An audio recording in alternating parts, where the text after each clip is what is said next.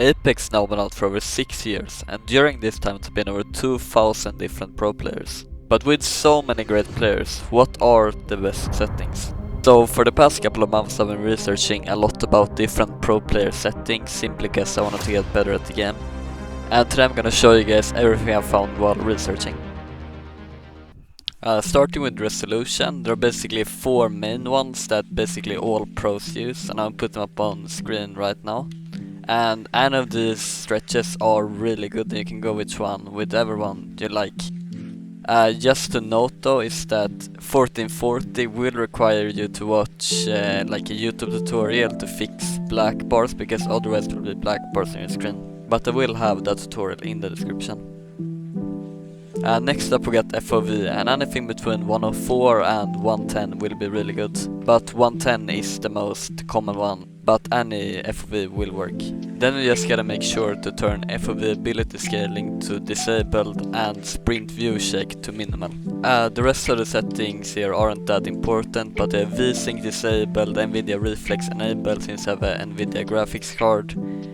Then I have adaptive FPS target at 0 and anti-aliasing at none.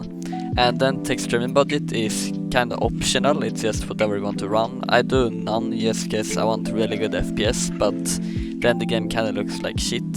So just do whatever your computer can handle. And this is probably the most important setting for how the game looks. Then for the rest of the video settings, I have them all on the lowest just cause they don't really matter that much and I want the most FPS possible.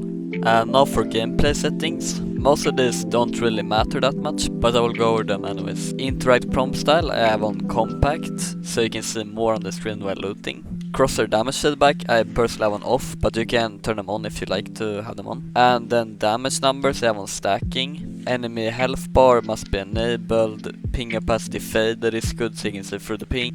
Okay, next we got enemy highlights, and I have enabled on this. Then we got obituaries, I think you pronounce it, I don't even know. But I have them on so you can see the kill feed and everything.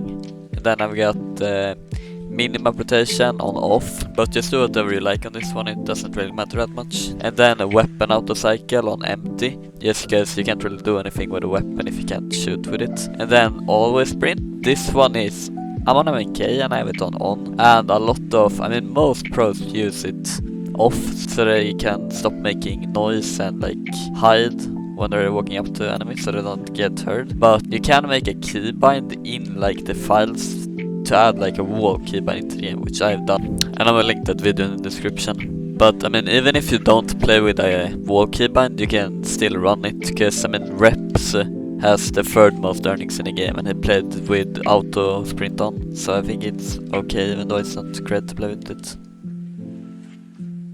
Okay, next up we got jetpack / glide control, and this one I have on hold, and you should probably have it on hold as well since it's probably the best option. And then incoming damage feedback, just do whatever you like on this one, they all look pretty similar and don't really matter. Taking damage close to death boxes or crafting menu, this one you should have on off, since otherwise you won't be able to shield swap as well, and it's really good to have this on off. Health and ammo pop-ups, I have them on. Health and ammo voice lines, I have them on. Arsenal map plus UAD icons, I have on maximum. These three don't really matter that much, but yeah. Off-screen portraits, I have on. Then pop-up, I have on. Streamer mode I have off, but it can be good to have on if you're streaming and people try and stream snipe you. Then anonymous mode I have disabled, usage sharing disabled, but doesn't really matter at all. Performance play I have on so I can see my FPS and everything. Communication filter I have everybody, tutorial systems on. And reticle customizable. Then we get laser sight customizable, but both reticle and my laser sight are both red.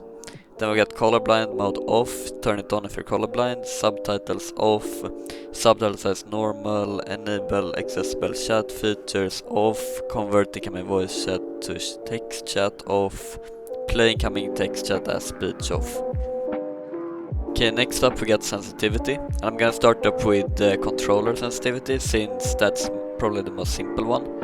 Because most good pros will use 4th linear, but I feel like All the other sensitivities are probably fine to use as well. I've just heard that 4-3 gives you the most aim assist, and that's probably why a lot of pros seem to use that one, but any similar sense will work fine as well.